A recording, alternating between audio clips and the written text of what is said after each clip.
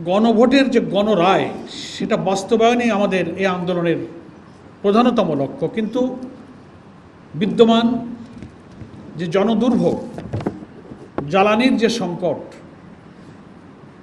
হাস্যকরভাবে জ্বালানি মন্ত্রী এবং অন্যান্য মন্ত্রীরা পার্লামেন্টে দাঁড়িয়ে বলেন দেশে কোনো জ্বালানি সংকট নেই, অথচ উনি যখন কথা বলছেন তখন পার্লামেন্টে লম্বা লম্বা গাড়ির লাইন, পার্লামেন্ট নয়, পেট্রোল পাম্পগুলোতে তেলের জন্য গাড়ির লাইন, শহরে গাড়ি চলাচল কমে আসছে, গুরুত্বপূর্ণ ব্যক্তিরা তেল পাচ্ছেন না। ইভেন পার্লামেন্টে জাতীয় সংসদ সদস্যরা দাঁড়িয়ে ক্ষোভ প্রকাশ করছেন যে ঘন্টার পর ঘন্টা আমিও নিজে তেল নিতে পারি নাই, অথচ সেই পার্লামেন্টে মন্ত্রীরা বলেন জ্বালানি সংকট নেই। সার সংকট এই জ্বালানি থেকে তৈরি হচ্ছে। কৃষি, আধুনিক যন্ত্রপাতি, এখন ফসল কাটা, ফসল তোলা, মাড়াই করা, প্রত্যেকটি জায়গায় আধুনিক যন্ত্রপাতি ব্যবহৃত হচ্ছে, যার জন্য জ্বালানির প্রয়োজন। সামনে বড় মৌসুম, সার সংকট, হাম পরিস্থিতি উদ্বেগজনক। সময়ের সাথে সাথে দেখা দেয় নিত্য নতুন প্রয়োজন। রেডি থাকতে হয় প্রতি মুহূর্ত। তাই এলো ইনোভার, যেন আপনি লাইফে থাকেন রেডি প্রতিদিন। Innova, designed for now. প্রায় 1.5 লক্ষের মতো হামের রোগী সংকটপূর্ণ অবস্থায় বিভিন্ন হাসপাতালে। স্বাস্থ্য খাত একেবারেই ভেঙে পড়েছেন। পার্লামেন্টে স্বাস্থ্যমন্ত্রীর বিবৃতি, বক্তব্য আর হাসপাতালগুলোর চেহারা একেবারেই বিপরীত। আইন শৃঙ্খলা পরিস্থিতির চরম অবনতি, চাঁদাবাজি আবার চলছে, মারামারি দখলদারি আবার চলছে, খুন খারাপি চলছে।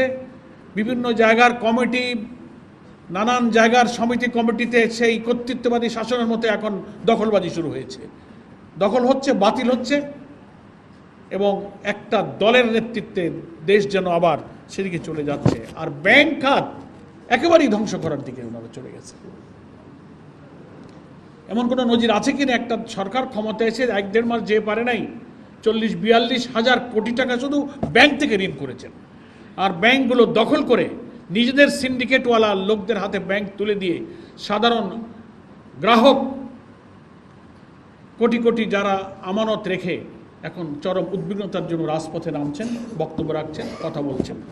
এই সামগ্রিক জনস্বার্থ, জনদুর্ভোগ দূর করা এবং দলীয়করণের মধ্য দিয়ে দেশকে যে আবার সেই যে কালো যুগ থেকে জাতি রক্ত দিয়ে ফিরালো, এবং প্রশাসনের মধ্যে যে নির্দলীয় নির্লজ্জভাবে যে দলীয়করণ চলছে, এর বদলি ওরে ওএসডি উনাকে পদত্যাগে বাধ্য করা, একেবারে 1-1.5 মাসের মধ্যে একটা ফ্যাসিবাদী স্টাইলে যার বিরুদ্ধে এতকাল ওনারাই বক্তব্য রেখেছেন, আমরা রেখেছি, সেই কাজ নিজেরাই শুরু করেছে।